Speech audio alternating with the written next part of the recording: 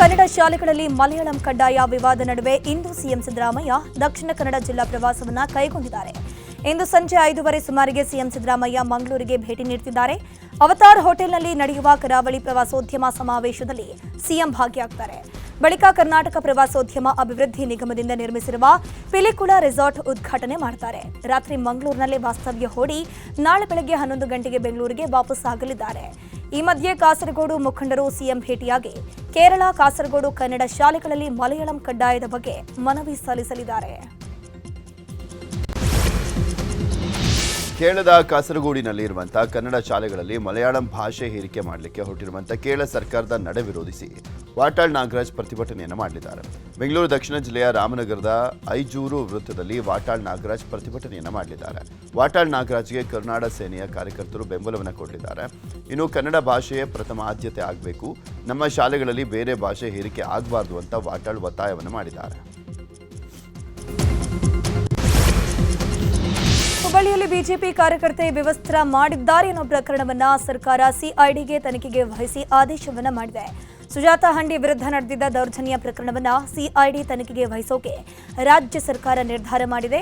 ಜನವರಿ 2ರಂದು ಸುಜಾತಾ ಹಂಡಿ ಮತ್ತು ಸಹಚರರ ಮೇಲೆ ದೂರು ದಾಖಲಾಗಿತ್ತು. ಜನವರಿ 5ರಂದು ಬಂಧನದ ವೇಳೆ ಹೈಡ್ರಾಮಾ ನಡೆದಿತ್ತು. ಪೊಲೀಸರ ಸುಪರ್ದಿಯಲ್ಲಿಯೇ ವಿವಸ್ತ್ರ ಪ್ರಕರಣ ನಡೆದಿತ್ತು. ಈ ವಿಚಾರ ದೊಡ್ಡ ಮಟ್ಟದ ಚರ್ಚೆಗೂ ಕಾರಣ ಆಗಿತ್ತು.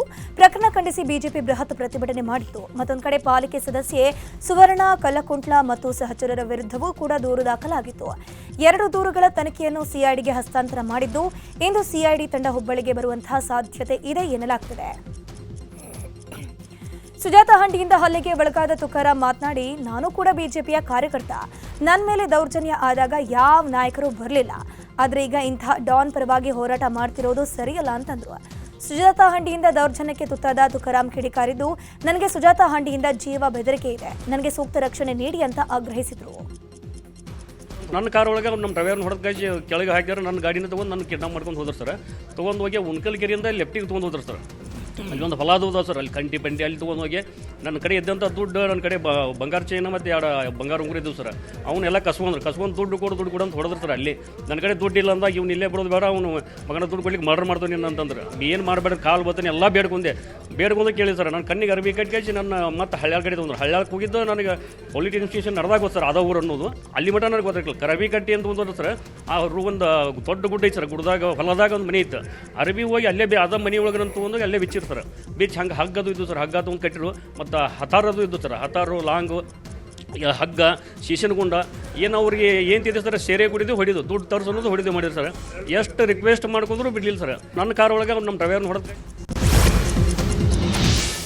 ಬಳ್ಳಾರಿಯಲ್ಲಿ ನಡೆದಿದ್ದಂಥ ಬ್ಯಾನರ್ ಗಲಾಟೆ ಪ್ರಕರಣವನ್ನು ಸರ್ಕಾರ ಸಿಐಡಿಗೆ ವಹಿಸಿದೆ. ಬ್ಯಾನರ್ ಗಲಾಟೆಗಳಲ್ಲಿ ದಾಖಲಾದಂಥ 6 ಕೇಸ್ಗಳಲ್ಲಿ 4 ಪ್ರಕರಣಗಳನ್ನು ಸರ್ಕಾರ ಸಿಐಡಿಗೆ ವರ್ಗಾಯಿಸಿ ಆದೇಶ ಮಾಡಿದೆ. ಪ್ರಕರಣದಲ್ಲಿ ಕಾಂಗ್ರೆಸ್ ಕಾರ್ಯಕರ್ತ ರಾಜಶೇಖರ್ ಗುಂಡೇಟಿಗೆ ಬಲಿಯಾಗಿದ್ದ 2 ಗುಂಪುಗಳ ನಡುವಿನ ಗಲಭೆಯಲ್ಲಿ ಒಟ್ಟು 6 ಪ್ರಕರಣಗಳು ದಾಖಲಾಗಿದ್ದು, ಅದರಲ್ಲಿ 4 ಪ್ರಕರಣಗಳನ್ನು ಸಿಐಡಿಗೆ ವರ್ಗಾವಣೆ ಮಾಡಿ ಆದೇಶವನ್ನು ಹೊರಡಿಸಲಾಗಿದೆ. ಗಲಾಟೆಯ ಸಂಬಂಧ ಭರತ್ ರೆಡ್ಡಿ 2 ದೂರು, ಜನಾರ್ದನ್ ರೆಡ್ಡಿ ಕಡೆಯಿಂದ 2 ದೂರು ದಾಖಲಾಗಿತ್ತು. ನಾಳಿದ್ದು ಸಿಐಡಿಗೆ ಕೇಸ್ ಫೈಲ್ ಹಸ್ತಾಂತರ ಮಾಡಲಾಗುತ್ತೆ. ಇನ್ನು ಬಳ್ಳಾರಿ ಬ್ಯಾನರ್ ಗಲಾಟೆಗೆ ಸಂಬಂಧಪಟ್ಟಂತೆ ಬಂಧಿತ 25 ಆರೋಪಿಗಳಿಗೆ ಜಾಮೀನು ಸಿಕ್ಕಿದೆ. ಶಾಸಕ ಭರತ್ ರೆಡ್ಡಿ ಆಪ್ತ ಸತೀಶ್ ರೆಡ್ಡಿ, ಗನ್ಮ್ಯಾನ್ ಚರಣ್ ಸಿಂಗ್ ಹೊರತುಪಡಿಸಿ ಉಳಿದವರಿಗೆ 42ನೇ ವಿಶೇಷ ನ್ಯಾಯಾಲಯ ಜಾಮೀನನ್ನು ಕೊಟ್ಟಿದೆ. ಇನ್ನು ಬಳ್ಳಾರಿಯ ಘಟನಾ ಸ್ಥಳಕ್ಕೆ ತೆರಳಿ ನೂತನ ಎಸ್ಪಿ ಸುಮನ್ ಡಿ ಪನ್ನೇಕರ್ ಮಾಹಿತಿಯನ್ನು ಕಲೆ ಹಾಕಿದ್ದಾರೆ.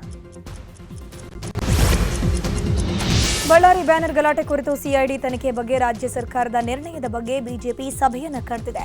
ಸರ್ಕಾರದ ನಿರ್ಧಾರದ ಬಗ್ಗೆ ಮುಂದಿನ ನಡೆ ಏನಿರಬೇಕು ಅನ್ನೋ ಬಗ್ಗೆ ಬಿಜೆಪಿ ಮಹತ್ವದ ಸಭೆ ನಡೆಸಲಿದೆ. ಬಿಜೆಪಿ ರಾಜ್ಯಾಧ್ಯಕ್ಷ ಬಿವೈ ವಿಜಯೇಂದ್ರ ಅವರ ಮುಂದಾಳತ್ವದಲ್ಲಿ ಕೊಪ್ಪಳ, ಬಳ್ಳಾರಿ, ದಾವಣಗೆರೆ, ಚಿತ್ರದುರ್ಗ ಜಿಲ್ಲೆಯ ನಾಯಕರ ಸಭೆ ನಡೆಯಲಿದ್ದು, ಬಳ್ಳಾರಿಯ ಬ್ಯಾನರ್ ಗಲಾಟೆಯ ಬಗ್ಗೆ ಅವಲೋಕಿಸಿ ಮುಂದೆ ಪಾದಯಾತ್ರೆಯಂತಹ ಹೋರಾಟ ನಡೆಸುವ ಬಗ್ಗೆ ಚರ್ಚೆ ಮಾಡಲಿದ್ದಾರೆ.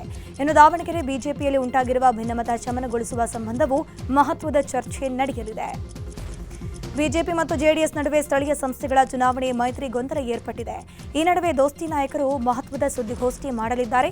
ಬೆಂಗಳೂರಿನ ಖಾಸಗಿ ಹೋಟೆಲ್ನಲ್ಲಿ ಮಧ್ಯಾಹ್ನ 1 ಗಂಟೆಗೆ ಕೇಂದ್ರ ಸಚಿವ ಎಚ್.ಡಿ. ಕುಮಾರಸ್ವಾಮಿ ಮತ್ತು ಬಿಜೆಪಿ ರಾಜ್ಯಾಧ್ಯಕ್ಷ ಬಿವೈ ವಿಜಯೇಂದ್ರ ಜಂಟಿ ಸುದ್ದಿಗೋಷ್ಠಿ ನಡೆಸಲಿದ್ದಾರೆ. ಸ್ಥಳೀಯ ಸಂಸ್ಥೆಗಳ ಚುನಾವಣೆಗೆ ಸ್ವತಂತ್ರವಾಗಿ ಸ್ಪರ್ಧೆನಾ ಅಥವಾ ಒಗ್ಗಟ್ಟಿನಿಂದ ಎದುರಿಸಬೇಕಾ ಅಂತ ಮಹತ್ವದ ನಿಲುವು ಪ್ರಕಟ ಮಾಡಲಿದ್ದಾರೆ. ಜೊತೆಗೆ ಬಳ್ಳಾರಿ ಬ್ಯಾನರ್ ಗಲಾಟೆ ಪ್ರಕರಣ ಮತ್ತು ಹುಬ್ಬಳ್ಳಿ ಮಹಿಳೆ ವಿವಸ್ತ್ರಗೊಳಿಸಿದ ಪ್ರಕರಣದ ಬಗ್ಗೆಯೂ ಮಾತನಾಡಲಿದ್ದಾರೆ. ಸುಳ್ಯ ಶಾಸಕಿ ಭಾಗೀರಥಿ ಮುಳ್ಯ ವಿರುದ್ಧ ಅವಹೇಳನಕಾರಿ ಪೋಸ್ಟ್ ಮಾಡಲಾಗಿದೆ. ಆರೋಪಿಯನ್ನ ಬಂಧಿಸುವಂತೆ ಒತ್ತಾಯಿಸಿ ಬಿಜೆಪಿ ಕಾರ್ಯಕರ್ತರು ಮಂಗಳೂರಿನ ಕ್ಲಾಕ್ ಟವರ್ ಬಳಿ ಪ್ರತಿಭಟನೆಯನ್ನು ಮಾಡಿದರು. ಆರೋಪಿಯನ್ನ ತಕ್ಷಣ ಬಂಧಿಸುವಂತೆ ಪ್ರತಿಭಟನಾಕಾರರು ಒತ್ತಾಯವನ್ನು ಮಾಡಿದ್ದಾರೆ. ದಲಿತ ಸಮಾಜದ ಮಹಿಳೆಗೆ ಮಾಡಿದಂತೆ ಈ ಅವಮಾನವನ್ನ ಸಹಿಸಲಿಕ್ಕೆ ಸಾಧ್ಯ ಇಲ್ಲ. ಆರೋಪಿಯ ಪರವಾಗಿ ಕಾಂಗ್ರೆಸ್ ಪಕ್ಷದ ಕೆಲವು ನಾಯಕರು ನಿಂತಿದ್ದಾರೆ ಅಂತ ಆರೋಪಿಸಿದಂತ ಶಾಸಕ ವೇದವ್ಯಾಸ್ ಕಾಮತ್ ಸ್ವಯಂ ಪ್ರೇರಿತ ಪ್ರಕರಣ ದಾಖಲು ಮಾಡಲಿಕ್ಕೆ ಒತ್ತಾಯವನ್ನು ಮಾಡಿದ್ದಾರೆ. ವಾಲ್ಮೀಕಿ ನಿಗಮದಲ್ಲಿ ಹಣ ನುಂಗಿದ ಕಾಂಗ್ರೆಸ್ ಸರ್ಕಾರ, ಮೂಡಾ ಸೈಟ್ ನುಂಗಿದ ಕಾಂಗ್ರೆಸ್ ಸರ್ಕಾರಕ್ಕೆ, ಮೂಡಾ ಸೈಟ್ ನುಂಗಿದ ಕಾಂಗ್ರೆಸ್ ಸರ್ಕಾರಕ್ಕೆ ಭ್ರಷ್ಟ ರಾಜ್ಯ ಸರ್ಕಾರಕ್ಕೆ ಈ ಒಂದು ಎಚ್ಡಿಕೆ ಸಿಎಂ ಹಾಗೂ ಕೇಂದ್ರ ಮಂತ್ರಿ ಆದ್ಮೇಲೆ ಅರಣ್ಯ ಭೂಮಿ ಒತ್ತುವರಿ ಪ್ರಕರಣದಲ್ಲಿ ನನಗೆ ನೋಟಿಸ್ ಜಾರಿಯಾಗಿದ್ದು ಅಂತ ಮಾಜಿ ಸ್ಪೀಕರ್ ರಮೇಶ್ ಕುಮಾರ್ ಹೇಳಿದ್ದಾರೆ. ಕೋಲಾರ ಜಿಲ್ಲೆಯಲ್ಲಿ ಅರಣ್ಯ ಇಲಾಖೆ ಒತ್ತುವರಿ ತೆರವು ಕಾರ್ಯಾಚರಣೆ ವಿರುದ್ಧ ನ್ಯಾಯಾಂಗ ಹೋರಾಟ ರೂಪಿಸೋಕೆ ಕರೆದಿದ್ದ ರೈತ ಮುಖಂಡರ ಸಭೆಯಲ್ಲಿ ಶ್ರೀನಿವಾಸಪುರ ತಾಲೂಕಿನ ಜಿನಗಲಕುಂಟೆ ಗ್ರಾಮದ ಬಳಿ ಅರಣ್ಯ ಜಮೀನು ಒತ್ತುವರಿ ಆರೋಪದ ವಿಚಾರದ ಬಗ್ಗೆ ಮಾತನಾಡಿದರು. ನಾನು ಜಮೀನು ಖರೀದಿ ಮಾಡಿದವನೇ ಹೊರತು ನಾನು ಒತ್ತುವರಿದಾರನಲ್ಲ. ಅರಣ್ಯ ಜಮೀನು ಪತ್ತಿಗೆ ಪತ್ರ ಕೊಟ್ಟಿದ್ದೆ ನಾನು. ಆದರೆ ಪುಣ್ಯಾತ್ಮ ಎಚ್ಡಿಕೆ ಸಿಎಂ ಆದಮೇಲೆ ಮೊದಲು ನನಗೆ ನೋಟಿಸ್ ಜಾರಿಯಾಗುತ್ತೆ, ಬಳಿಕ ಕೇಂದ್ರ ಮಂತ್ರಿ ಆದಮೇಲೆ ಮತ್ತೊಮ್ಮೆ ನೋಟಿಸ್ ಜಾರಿಯಾಗಿದೆ ಅಂತ ಎಚ್ಡಿಕೆ ವಿರುದ್ಧ ಕಿಡಿಕಾರಿದರು. ಜಮೀನನ್ನು ನಾನು ಖರೀದಿ ಮಾಡ್ತೇನೆ.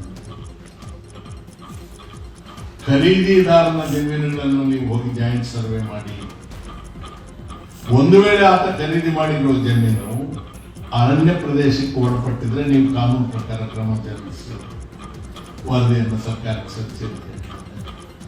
2012ರಲ್ಲಿ ತೀರ್ಮಾನ ಆಗಿತ್ತು. 2013ರಲ್ಲಿ ಬಂದು ಅಲ್ಲಿ ಜಾಯಿಂಟ್ ಸರ್ವೆ ಮಾಡಿದ್ರು.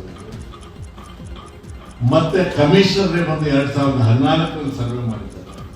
ನನಗೆ 1 ಇಂಚು ನಿಮ್ಮ ಭೂಮಿ ಬೇಕಾಗಿದೆ, ದಯಮಾಡಿ ನೀವು ಜಂಟಿ ಸರ್ವೆ ಮಾಡಿ ನಾನು ಬೌಂಡ್ರಿ ಗುರುತಿಸ್ಕೊಡಿ ಅಂತ ಅವ್ರಿಗೆ ಕೊಡ್ತೀನಿ ಅಂತ ಅವರೇ. ಬೆಂಗಳೂರಿನ ಡಾಕ್ಟರ್ ಕೃತಿಕಾ ರೆಡ್ಡಿ ಕೊಲೆ ಪ್ರಕರಣ ಸಂಬಂಧ ಮಾರ್ತಹಳ್ಳಿ ಪೊಲೀಸರು ತನಿಖೆ ಪೂರ್ಣಗೊಳಿಸಿ ನ್ಯಾಯಾಲಯಕ್ಕೆ ಚಾರ್ಜ್ ಶೀಟ್ ಸಲ್ಲಿಕೆ ಮಾಡಿದ್ದಾರೆ.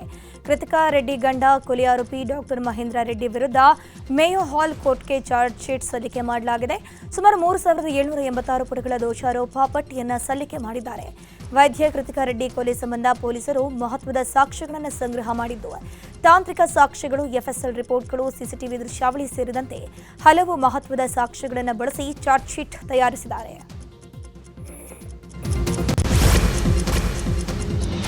ಬಾಗಲಕೋಟೆ ಜಿಲ್ಲೆಯ ಸಾವಳಗಿ ಗ್ರಾಮದಲ್ಲಿ ಕಬ್ಬು ಸಾಗಿಸಿದ್ದ ಟ್ರ್ಯಾಕ್ಟರ್ಗೆ ಆಕಸ್ಮಿಕವಾಗಿ ಬೆಂಕಿ ಹೊತ್ಕೊಂಡಿರೋ ಘಟನೆ ನಡೆದಿದೆ. ಒಂದು ಟ್ರ್ಯಾಕ್ಟರ್ಗೆ 3 ಟ್ರಾಲಿಗಳಲ್ಲಿ ಕಬ್ಬು ತುಂಬಿಸಿ ಸಾಗಿಸಲಾಗ್ತಾ ಇತ್ತು. ಈ ವೇಳೆ ಬೆಂಕಿ ಹೊತ್ಕೊಂಡಿದೆ. ಇದನ್ನು ಕಂಡ ಚಾಲಕ ಸೀದಾ ಟ್ರ್ಯಾಕ್ಟರ್ ಅನ್ನ ವಾಟರ್ ಸರ್ವಿಸ್ ಸೆಂಟರ್ಗೆ ಚಲಾಯಿಸಿಕೊಂಡು ಹೋಗಿದ್ದು, ನಂತರ ಬೆಂಕಿ ನಂದಿಸಿದ್ದಾರೆ. ಚಾಲಕನ ಸಮಯ ಪ್ರಜ್ಞೆಯಿಂದ ಭಾರೀ ಅನಾಹುತ ತಪ್ಪಿದೆ.